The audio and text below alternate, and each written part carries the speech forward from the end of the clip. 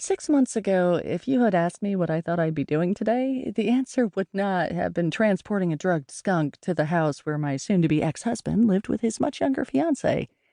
Yet here I was. And today, for the first time in a long time, I felt happy as I bounced down the dirt road in my father's pickup truck, my cute little cargo snug and snoring in the back atop a pile of blankets, sleeping the sleep of Benadryl. If you live in the wilds of Cape Cod, as I do, you know about skunks. They're everywhere, on the beaches, on the pond shores, in the woods, especially at dusk, or waddling past the house in the middle of the night, heavy with funk. When we were little, my older sister Hannah and I would lie still in our room and catch a whiff of that smell and instantly start giggling into our pillows, trying not to laugh and startle it. Back before Hannah left, that is. From time to time, my dad, who had also grown up here, would have to trap one if it made its home under our shed before it had babies. We always used the catch and release traps, and since I was his shadow, I learned to do the same. This morning, my mission clear, I walked from my house, which is tucked into a hill overlooking Herring Pond, one of the chain of glacier-formed kettle ponds on the ocean side of Wellfleet.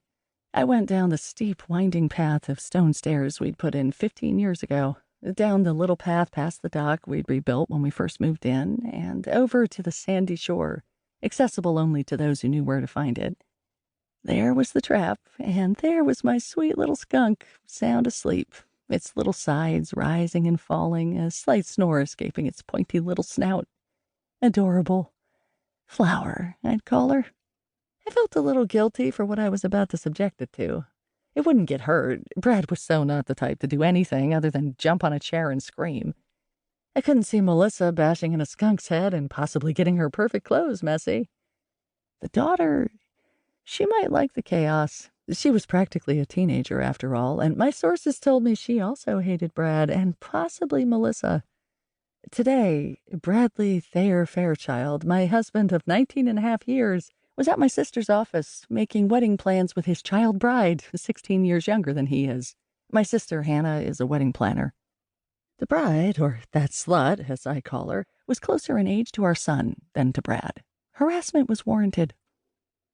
The court views divorce as the dissolution of a business arrangement. It is a bloodless legal process that refuses to consider fairness or hurt or responsibility. It ignores the blazing trash fire of your life, in other words, and doesn't want to hear about what's fair or just.